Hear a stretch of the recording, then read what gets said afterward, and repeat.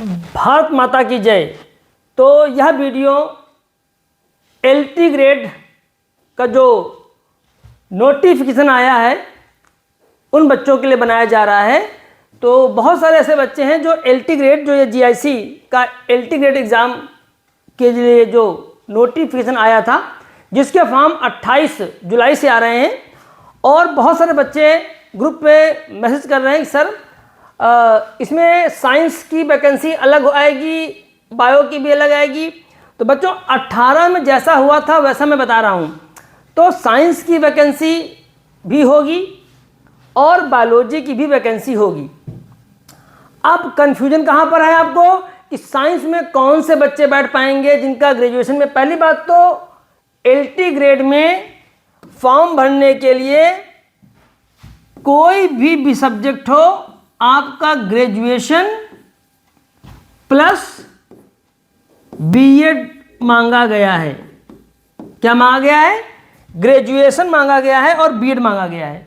तो अगर आप ग्रेजुएशन है आपका सब्जेक्ट में और बीएड हैं आप, तो आप एलटी ग्रेड फॉर्म भर सकते हैं।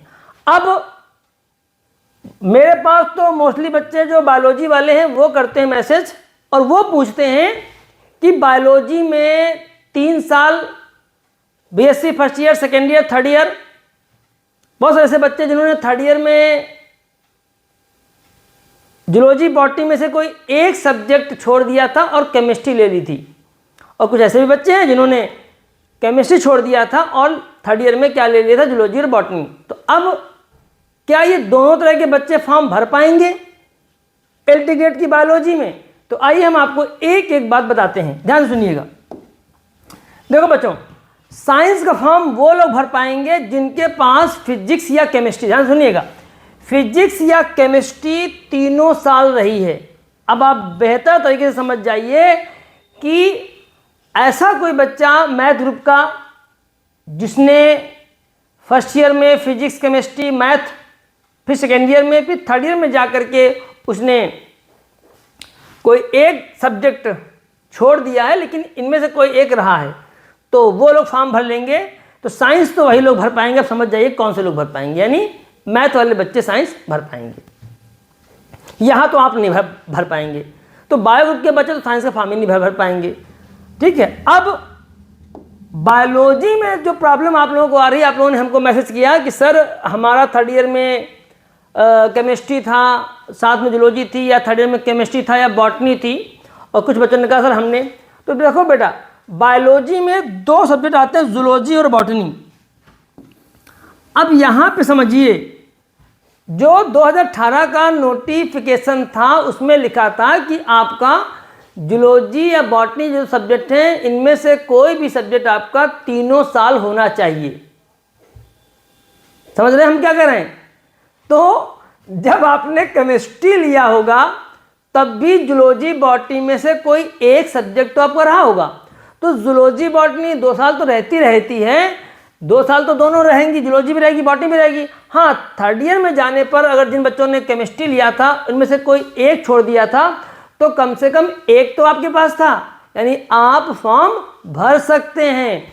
तो वो बच्चे जिनके पास थर्ड ईयर में जूलॉजी बॉटनी था वो भी भर सकते हैं, जिनके पास थर्ड ईयर में केमिस्ट्री के साथ में इन दोनों में से कोई एक था वो भी भर सकते हैं, क्योंकि तब भी यही माना जाएगा आपके पास 3 साल बायो का सब्जेक्ट रहा।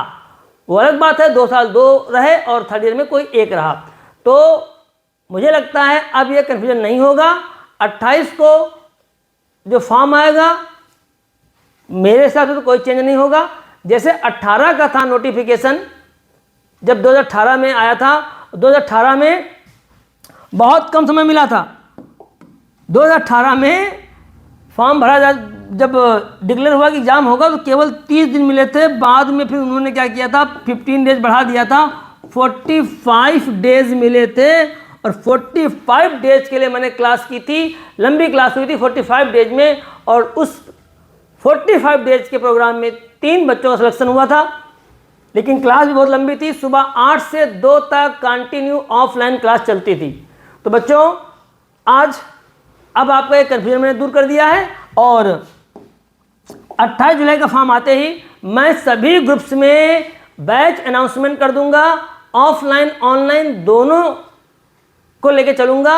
लेकिन ऑफलाइन बैच तभी स्टार्ट होगा जब स्ट्रेंथ होगी, बाकी ऑफलाइन तो ऑनलाइन तो स्टार्ट ही होगा।